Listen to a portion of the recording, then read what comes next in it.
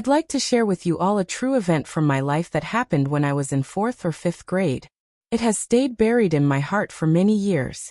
Even now, recalling it still sends a chill down my spine and fills me with confusion. This is a bizarre incident etched into my childhood, the strangest, most unexplainable experience I've ever had. I grew up in the countryside. My family was poor, and my parents worked endlessly, farming during the day and taking odd jobs to earn money, all to give me a better life. They had no time to watch over me. That's why, starting from 1st or 2nd grade, I got used to walking to and from school alone. Our village was nestled in a mountain valley, with houses scattered sparsely along the dirt roads. My home was the farthest one in the entire gully, the most remote house of all. Other kids my age either lived close by or walked with companions. I was always alone on that long journey. My parents thought I was brave, capable of handling the trip by myself. They never knew that I was actually extremely timid by nature. The winding dirt road to school was the nightmare of my entire childhood. In spring and summer, I feared the snakes that would suddenly slither out of the grass beside the path. I walked with extreme caution, eyes glued to the roadside weeds. The forks in the road were the most agonizing part. One route was the long main road, flat but deserted, stretching emptily into the distance. The other was a shortcut that wound right past the front doors of nearly every house. I didn't avoid the shortcut because I was shy about passing people's homes. The real problem was that almost every household kept fierce local dogs. Dozens of houses met. At first everything was fine, but after just a few steps, a wave of inexplicable panic surged through me. Then came the most terrifying sensation. One foot landed firmly on solid ground, while the other suddenly stepped into nothingness. My body pitched forward uncontrollably. Pure terror shot through me. I snapped my eyes open, instinctively threw my weight backward, and staggered back a big step, barely catching my balance. The moment I opened my eyes, every hair on my body stood on end and cold sweat soaked my back. I was standing on the dirt path by the river. Just a few steps ahead was the rushing water. If I had taken even one more inch forward, I would have fallen straight into the river. The shock and confusion of that moment are still vivid. I knew the layout in front of my house like the back of my hand. From the front steps, it normally took 5 or 6 steady steps to leave the yard. Then a right turn, another dozen or so meters along the main path, down another set of stone steps to reach the riverbank path, and several more steps to the water's edge. The whole journey took at least 2 minutes and involved several turns. There was no way I could have reached the river in just 3 or 4 steps. Yet that's exactly what happened with my eyes closed. It defied all logic.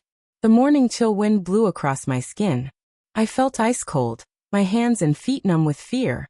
I didn't dare think about it further.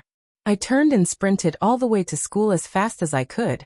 Only when I burst into the noisy classroom, surrounded by the laughter and chatter of my classmates and the sound of reading aloud, did my nerves finally begin to relax. But that entire morning, I was distracted and restless. The bizarre scene replayed endlessly in my mind. Anxiety, fear, and confusion piled on top of each other. I felt utterly helpless. I couldn't stop thinking about it all day. After school, I rushed home and immediately went to the exact spot. I measured the distance from my door to the riverbank over and over, walking slowly with my eyes open, running, checking the steps and distance again and again. No matter how I tried, it was impossible to cover that distance in just a few steps under normal conditions. The more I verified it, the more terrified I became. In the end, I didn't dare dig deeper. That same night, I suddenly came down with a high fever. My temperature spiked, and I felt dizzy and weak. My parents took me to the small village clinic. They tried injections, medicine, and physical cooling. Everything, but the fever wouldn't break. It lasted 3 full days. During those days, I burned with fever, drifting in and out of consciousness, my whole body aching and numb. My parents were frantic. The village elders said a sudden, stubborn fever like this was often caused by fright, by bumping into something unclean. Desperate, my parents took me at night to see an old woman in the village who knew how to handle such things. I don't remember exactly what rituals she performed or what she said. I only know that by the next morning, my fever had completely broken. I felt refreshed and gradually returned to normal. Later, When I was better, I asked my mother what had happened. She told me the old woman said I had bumped into something, on my way out, been frightened, and lost my soul. What the older generation called bad luck or low vitality. The treatment was simple. They burned spirit money and had me drink a bit of the ash water to calm the fright and retrieve my soul. Over the years, I've only told this story to 2 people. One friend believed every word and understood my fear and confusion. The other is my husband. He listens and says it sounds scary and unbelievable, but I can tell he doesn't fully believe it. I completely understand.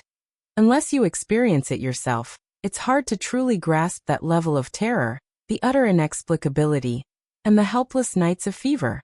Later, I even took him back to the old house, stood in the exact spot, retraced every step, and demonstrated the whole thing. He said all the right things, but I knew deep down he still had doubts. To this day, this remains the most haunting, unexplainable event of my childhood. I don't know if anyone reading this will believe my true story, but it really happened.